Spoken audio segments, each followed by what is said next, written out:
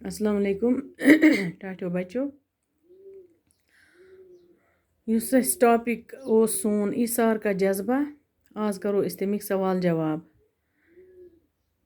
तुम अगर वो तुम तरियो यह नोटबुक पे तुम हेकु तरित सवाल नंबर 1 इस कहानी का सबसे अहम किरदार कौन है यानी कि ज़्यादा कत पे कत बात गमज या ज़्यादा यह टॉपिक बनियामुत कम संदिस यथ पे ज़्यादा युस जहन सो इम कहानी हुंद सारे खुद अहम किरदार इस कहानी का सबसे अहम किरदार जहन है।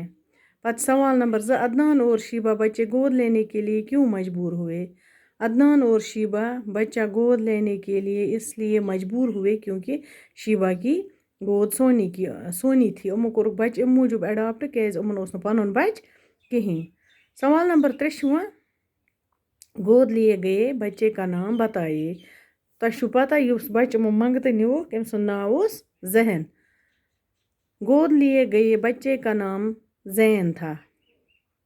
जैन घर से किनारा कश होने पर क्यों मजबूर हुआ। माँ और भाइयों के बर्ताव की वजह से जहन घर से किनारा कश होने पर मजबूर हुआ यानी कि गोड़ अमिस वारिया उम्र रचान पत Lot Lot Lot Lot Amish पन बच जाए अम कोर अमिस कम यह पत अमिस थोड़ा बहुत सह तमें आय प्रसान गारा कहें तो अक दो पान वन कत करान तो जहन बूज उहुंद सोरे राज यह क्या दलील कि बहुत पन बच उमन कहें तो तमे मूजूब त्रो तम पत गर तो अमिस सत असल वर्ताव करान ना कहें।